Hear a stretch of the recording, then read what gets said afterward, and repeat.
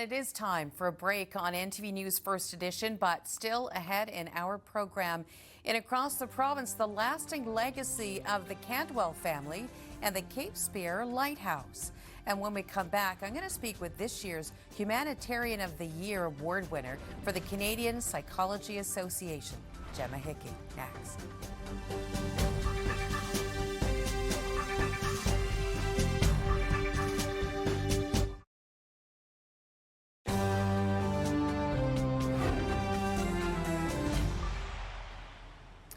Welcome back to NTV News First Edition. When it comes to advocacy, resilience, and pushing for change, few names shine brighter than Gemma Hickey. Last night, the Canadian Psychology Association recognized Hickey with the 2025 Humanitarian Award. It's an honor reserved for those who go above and beyond to improve psychological health and well-being of all Canadians. And Gemma Hickey joins me now. Congratulations. Thank you so much, Tony Marie. I'm still taking it in. It's quite an honor. Very humbled. Well, that's what I was going to ask you. So what does receiving this award actually mean to you personally and, I guess, professionally? Well, it's a real full circle moment for me. I've shared openly that I'm a survivor of conversion therapy. And so in a couple of weeks, I'll be in Toronto for a book launch about conversion therapy, and I'll be reading at that. And so that's why this award is so meaningful, because, you know, I went to a therapist to help me, and instead they tried to change me. And obviously that backfired, almost cost me my life. And that's why this was a full circle moment, to be affirmed and acknowledged by Canadian psychologists. And I think it's a message, especially to all the young people out there, the driving force behind all the work I do, that Canadian psychologists support them. And, you know, especially with everything that's going on in Alberta and south of the border, right now this is an important message for everyone to hear.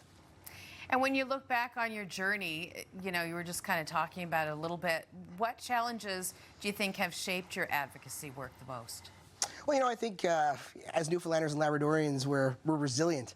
And, you know, perspective is everything for me, and I tend to respond with optimism because I look at things in a different way. And I think being different has taught me to look at things differently, approach things differently. And so, you know, that's what I talked about when I gave a speech today at the conference. I talked about flipping the script. You know, just because someone says you have to be this way, or you read something that says you're different, that doesn't mean that you have to follow that script. You know, you can be the author of your own life.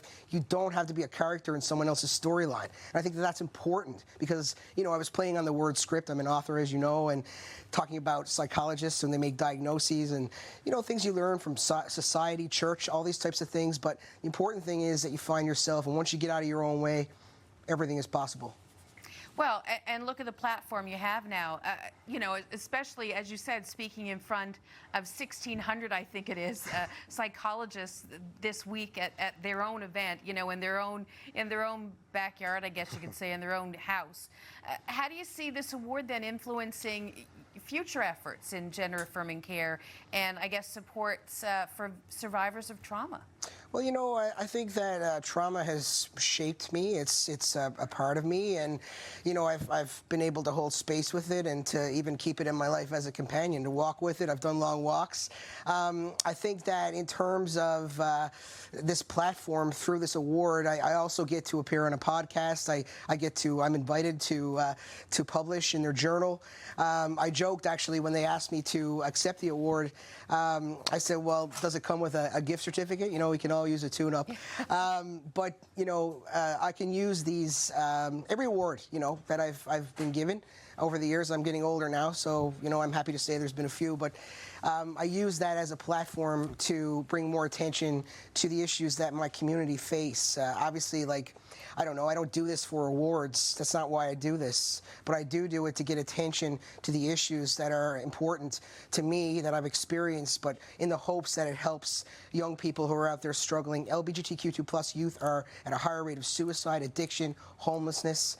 And, you know, these types of opportunities provide me with a platform to be able to not only just share my story, but connect with other people. And my view, my whole approach to advocacy has been, if one person listens, then that's a start. And a kid asked me the other day when I went to a school to talk, St. Paul's Junior High, shout out to my new little friends there. But a kid asked me there, you know, do you ever get scared? And I said, I get, I'm not afraid of a challenge. I'm not afraid of a loss. But the only thing I'm afraid of is not trying. And it's in making these mistakes that I've gained, because it's brought me to kids like that, and it's also given me an opportunity to flip that script and help others. Well, Gemma Hickey, we are out of time, but congratulations once again. Very well deserved. I know Dr. Janine Hubbard is quite proud that you're winning this award this year, and I can't wait to see what else you have to do. Thanks so much, Tony Marie. Always a pleasure to be here. And this is a live shot